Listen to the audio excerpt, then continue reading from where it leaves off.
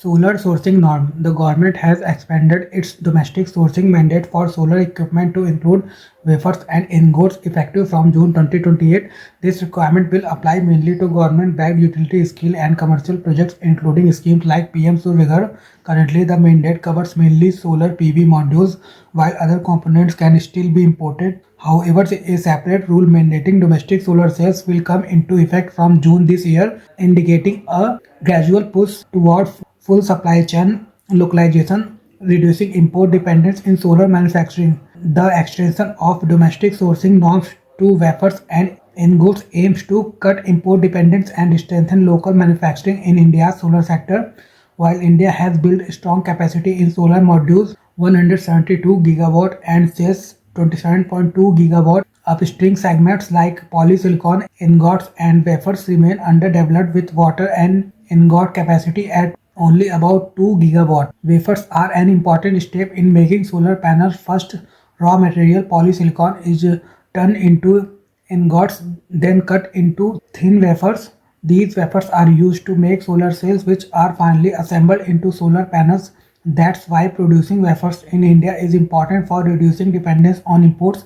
Domestic water rollout norms in solar sector. According to a memorandum by the Ministry of New and Renewable Energy, a list of domestic water manufacturers will be announced only when at least three independent units exist. No common ownership. Combined capacity reaches 15 gigawatt. A new approved list of models and manufacturers, that is ALMM list third, will be created specifically for wafers. Manufacturers must also have matching ingot production capacity to qualify. The framework ensures end-to-end domestic sourcing, strengthening India's solar manufacturing ecosystem and reducing reliance on imports. ALMM framework for solar supply chain. MNRE's approved list of models and manufacturers ensure domestic sourcing. List 1 solar modules, List 2 solar cells, List 3 new solar wafers. Cascading requirement.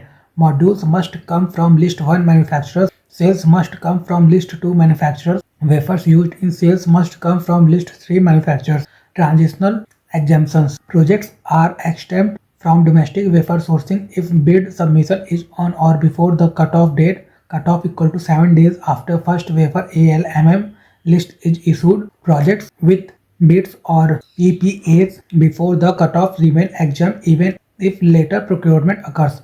Mandatory compliance after cutoff. Project will bids after the cutoff date must ensure module cells and wafers are sold strictly from ALMM list 1, 2 and 3. Tender documents must explicitly include these requirements. Upstream challenges in India's solar manufacturing. Despite growth in solar module manufacturing, upstream segments like polysilicon ingots and wafers face challenges. Key issues include high capital requirements and price competition from cheaper Chinese imports. Performance of the PLI scheme. The production linked incentive PLI scheme covers both upstream polysilicon ingots, wafers, downstream cells and modules. Launched in 2021 to build 65 gigawatt annual capacity with total outlay of 24,000 crore. However, progress has been uneven with upstream segments lagging behind. Implementation gaps and capacity achievement. Overall operational capacity reached only 29% of awarded capacity as of June 2025. Performance across segments. Module 59% strong progress, cells 22%, wafers ingot 10%, polysilicon 14%. Indicate significant execution gaps, especially in upstream manufacturing.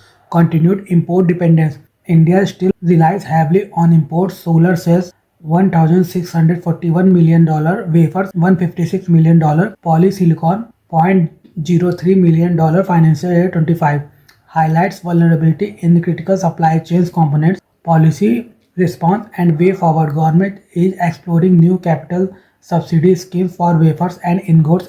Aim is to boost domestic capacity and reduce reliance on imports in upstream segments, while downstream manufacturing is advancing. Upstream bottlenecks remain a key hurdle, requiring targeted policy support and investment for full solar supply chain self-reliance.